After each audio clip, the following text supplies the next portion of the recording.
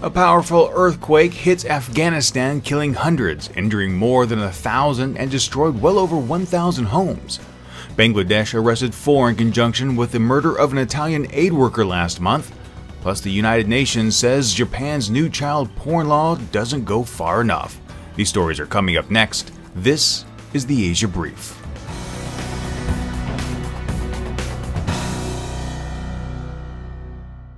Greetings and salutations, my excellent friends. Steve Miller here on this rainy Tuesday, the 27th of October in 2015. Thank you so much for joining me today. Let's go ahead and begin with an update on the Afghan earthquake. The United States Geological Survey pinpointed a powerful 7.5 magnitude earthquake near Jurm in northeast Afghanistan, about 250 kilometers from the capital of Kabul and at a depth of over 200 kilometers. Thus far, at least 215 people have been confirmed dead, with more than 1,000 injured and well over 1,000 displaced, as reports are coming in that some 1,500 homes have been reduced to rubble.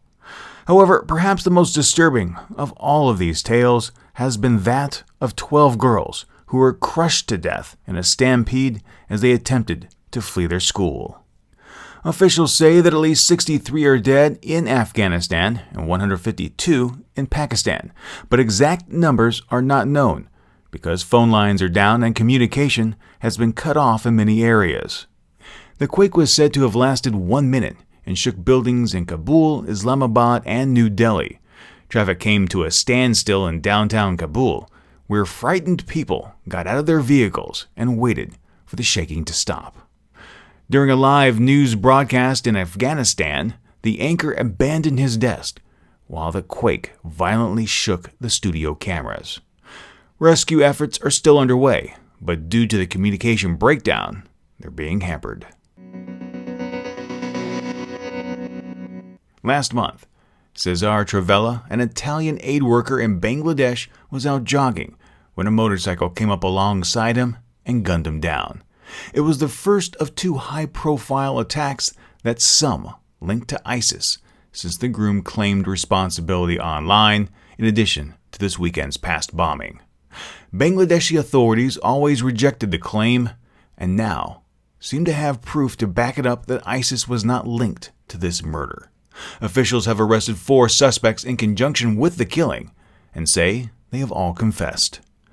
The authorities say domestic Islamic militants, along with Islamic political parties, specifically the opposition Bangladesh National Party and its main ally, the Jamaat-e-Islami, they say that these organizations are orchestrating the violence to destabilize the country.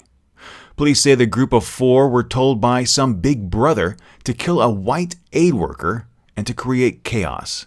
Based on this information, Travella wasn't a specific target, but simply in the wrong place at the wrong time. The arrests are said to be a major breakthrough, but authorities acknowledge there's a lot still left to do. They're currently planning to interrogate the men further with the court's permission. Bangladesh is still reeling from the death of several secular bloggers and the violence surrounding those incidents. Prime Minister Hasnia has adopted a zero-tolerance stance towards terrorists and is actively trying to stamp out militants and organizations supporting extremism.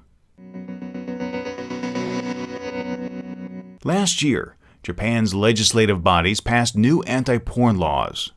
With the adoption of the laws that finally went into effect this week, Japan joined every other OECD and G7 nation by criminalizing the possession of child pornography.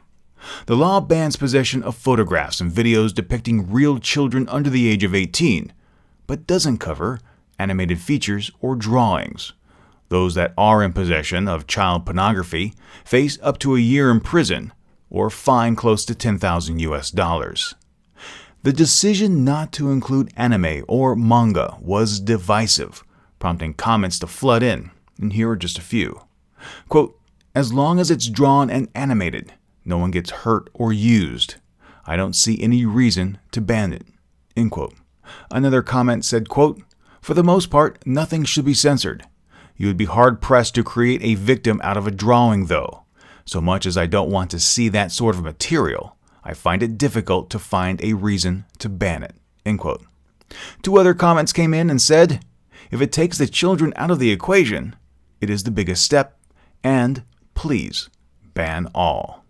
Now, the UN Special Rapporteur on the sale of children, child prostitution, and child pornography spoke out while in Japan this week. When it comes to particular extreme child pornographic content, manga should be banned. I accept that the freedom of expression argument should prevail when it comes to adult pornography, acknowledging the difficult challenge to find the right balance between artistic freedom and the need to protect children. Most notably, the Special Rapporteur noted the existence of loopholes that allow for the possession of child erotica, going as far to say kids were being exploited. All these are obviously lucrative businesses. What is worrying is that there is a trend which seems to be socially accepted and tolerated, the envoy said. The Special Rapporteur is right. There is no justifiable reason to allow for the creation of material that sexualizes children.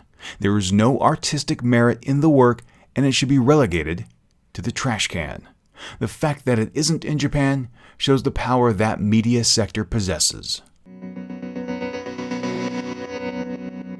Well, my friends, those are today's stories, but before I go, it has been announced that the upcoming trilateral meeting between President Park, President Xi, and Prime Minister Abe looks to be taking place this weekend in Seoul, with a possibility of bilateral meetings between Abe and his counterparts taking place on the sidelines as well. So my question to you is this: what would you like to see happen? Please take a moment and let me know your thoughts. I'd love to hear from you.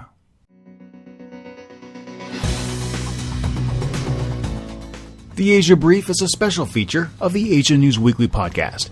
If you enjoyed the podcast, please share it with your friends, and if you haven't, subscribe. Subscribing is free, and when you do, the next episode is delivered automatically to you. You can subscribe on our website, asianewsweekly.net, or in your favorite podcast application. You can also keep up with more news from the region by following Asia News Weekly on Facebook or Twitter. And if you have any comments, questions, or feedback, be sure to drop us a line. That email address is podcast@asianewsweekly.net. Thank you so much for joining me, and until next time, remember to be true to yourself and to always be awesome.